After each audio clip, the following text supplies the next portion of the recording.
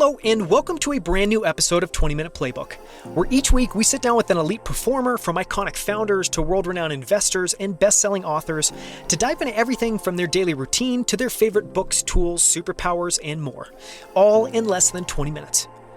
I'm Daniel Scrivner, and on the show today, I sit down with Mike Sall, co-founder and CEO of the decentralized lending protocol Goldfinch, which went live on Coinbase and other crypto exchanges on January 11th under the ticker symbol GDFI. Goldfinch is part of the DeFi movement, which aims to displace traditional banks and financial institutions with fairer, decentralized, community-controlled protocols. And when it comes to DeFi, one of the hardest problems to solve has been lending against real-world assets globally. These are things like businesses and real estate in a truly decentralized way, because that problem is incredibly hard to solve. You need to figure out how to vet borrowers from all around the world, how to KYC lenders from every country imaginable, and how to underwrite loans based on the actions of thousands and even millions of users. And this is exactly what Goldfinch has done. They recently closed a second round of financing valuing their network at $400 million, which was led by A16Z, and they've proven they can fill multi-million-dollar loans in mere hours instead of days. For more from Mike Sall, you can follow him on Twitter at Sall, that's S-A-L-L. And you can learn more about Goldfinch at goldfinch.finance or by following them on Twitter at goldfinch_FI. For links to everything we discuss in this episode, you can find the full show notes at outlieracademy.com/79. Get ready, get set. It's time for 20-Minute Playbook with Mike Sall of Goldfinch. Mike, thanks so much for joining me on 20-Minute Playbook. I'm thrilled to have you on the show. Yeah, happy to be here. So this will be fun. This is a little bit faster paced. We try to keep these conversations under 20 minutes. And I'm super excited to hear your answer to this first question. The question we ask everyone to kick things off is just for something that you're excited or fascinated about recently. And this can be in crypto. This can be literally anything. Yeah, something that I've been reading lately is Carlota Perez's book, Technological Revolutions. And I kind of saw some tweets about this, and she wrote this in 2003, but it's kind of like a theory around how these large technological revolutions happen about every 50 years or so, and what are the components that make them happen. And I've just been going down this rabbit hole, completely fascinated by this theory. I'm not the first one to know about this theory or anything like that, but I've just been really interested in it and trying to think about, like, how does crypto and all the other kinds of technological things we're seeing today fit into this broader multi-century set of trends. I'll ask you one follow-up question to that. Obviously, I get the high-level idea of that book, and it sounds like a book I would love to read. Is there any heuristic or anything you learned reading it about what constitutes a technical revolution? What kicks it off? I don't know, any themes that have shown up so far?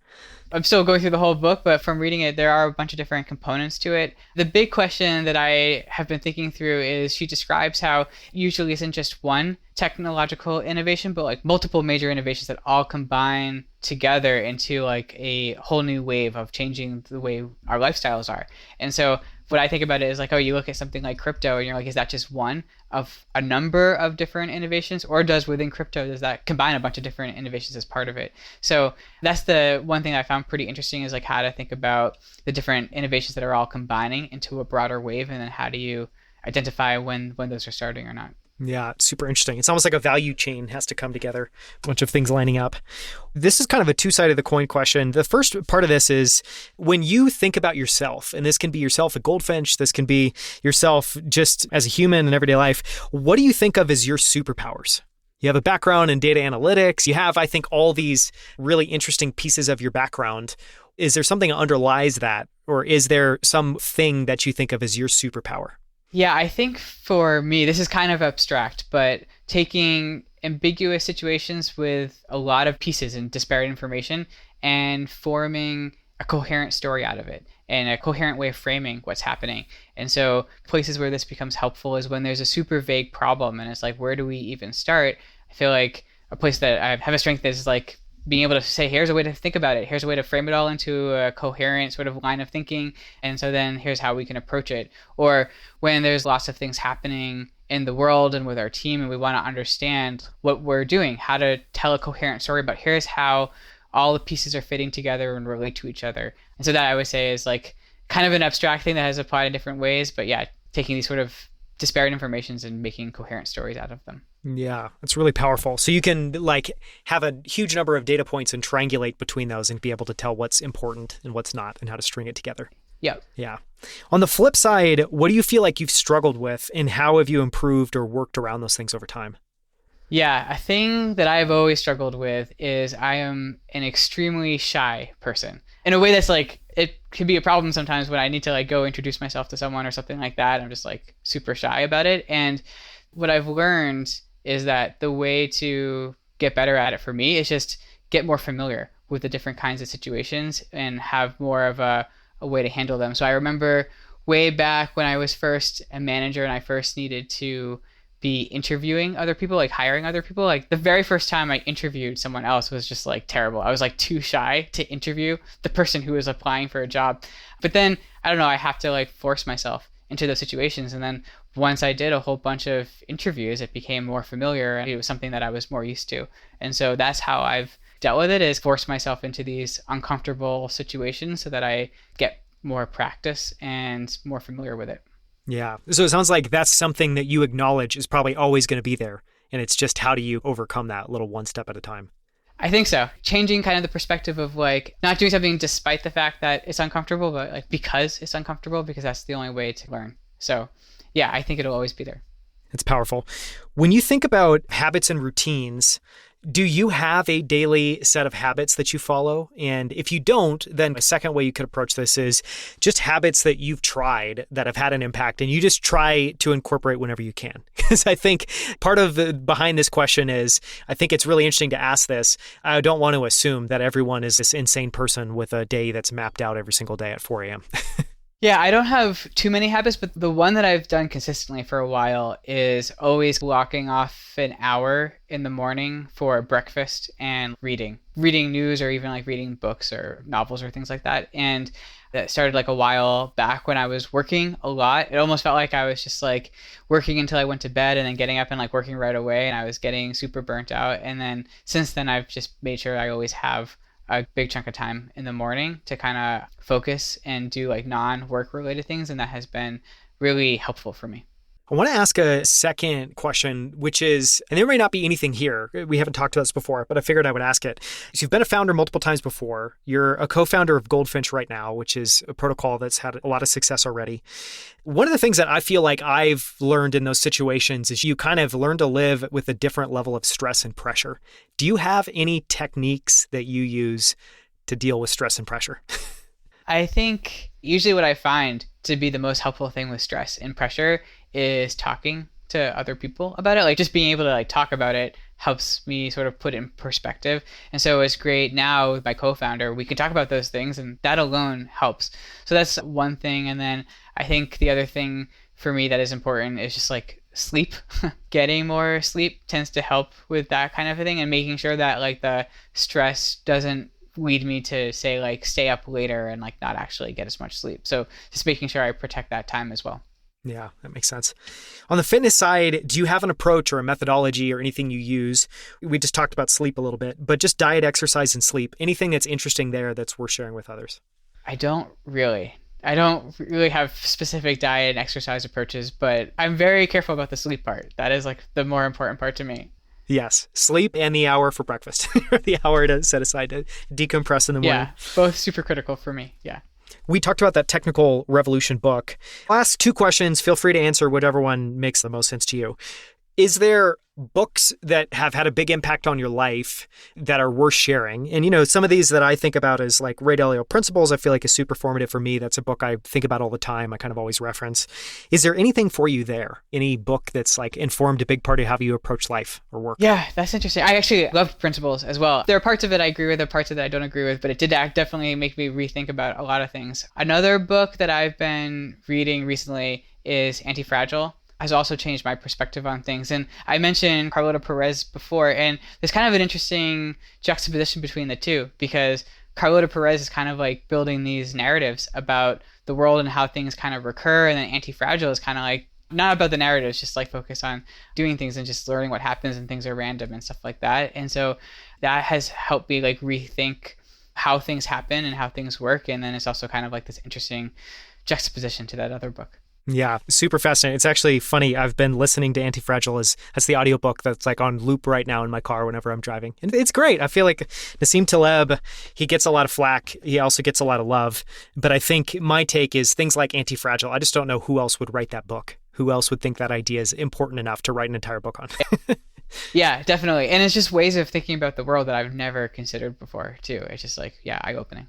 On the software tool side, do you use any specific tools to manage work, tasks, and time? I think I use the typical tools that a lot of folks use, like Gmail and Notion. But I did recently discover in the past year the Snooze function on Gmail, which has been amazing. And now I've become like an avid Snooze function user, which really changed sort of my experience with email. And yeah. And for people that haven't used that, that's basically, I'm going to try and attempt to explain it and then you can correct or add back. But basically you're saying like, I can't deal with this right now. I'm going to have this email resurface at X time in the future. Yes, it's because I use email basically as a to-do list. And so there might be something and I'm like, I know I'm going to do that next week. And then just being able to put it out of mind and let it just show up again next week is very helpful for just like helping me focus on what I actually need to focus on. I've also found it's like the world's best cheat for actually getting to inbox zero. Because inbox zero, at least for me, doesn't mean everything's been answered, but it means like I've kind of dealt with everything for now, and it could maybe come back in the future. On the personal growth side, one of my favorite questions to ask is if you have a favorite failure. And the kind of idea behind this question is trying one, I think, to just openly talk about failure. But then the second piece is, something that I've found just talking to a lot of successful people is they've had a lot of failures. And a lot of those failures have propelled them in the direction that they've ended up having a lot of success in. When I ask that question, is there any failure that comes to mind? Well, I mean, as I mentioned before, I've tried starting a number of companies and they were all failures. But there's one that I think of that I had tried. I was looking to build an art subscription at the time, and I just wasn't able to get it off the ground like at all. I was trying to raise money. I couldn't raise money. I was trying to get lots of customers and I couldn't. And so at the time, I felt like I had put myself out there telling everyone I was doing this thing, and then it didn't work. And I was like pretty embarrassed after it didn't work. I didn't want to talk about it. When I was like interviewing at jobs afterwards or something like that, I didn't want to go into this thing that I had just done that didn't work out.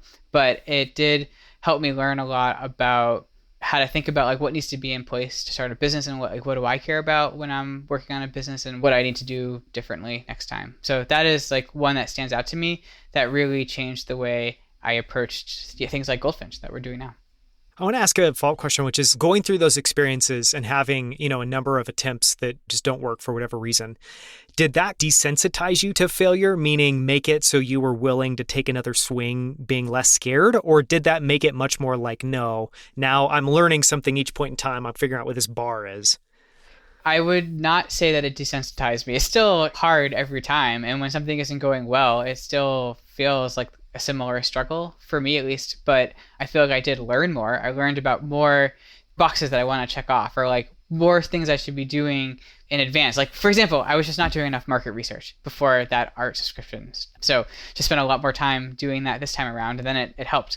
So I view it as more just iterating on what makes things work out better compared to before. But when things aren't working out, it's still super stressful. I don't think I'm desensitized to it. Yeah. Yeah. I guess the opposite of desensitizing is stigmatizing. I think failure is absolutely stigmatizing. It's it becomes a thing. No one wants that. No one enjoys that. On the flip side, just to ask a question, I guess, around success, do you have a definition of success? Or for you, I guess, how do you think about that and contextualize that? What does that mean to you?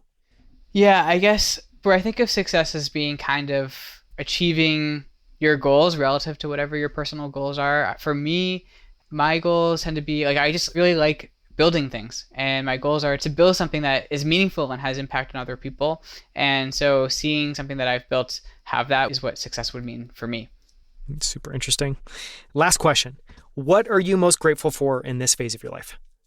Right now, I would say I'm most grateful for the people that I get to spend time with. So my family and my friends and my coworkers. I'm grateful that the things that I do involve spending time with these people who I like to spend time with. You've done a good job of cultivating, I think, a lot of those people in your life. And the team at Goldfinch is world-class. I'm not surprised by that. People, if they're interested, I know they can follow you on Twitter at Sall, S-A-L-L. Do you have a personal site anywhere else online?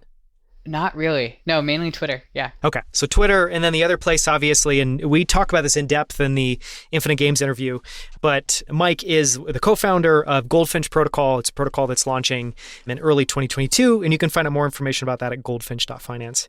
Thank you so much for the time, Mike. It's been awesome. Yeah, thank you. This is great. Thank you so much for listening.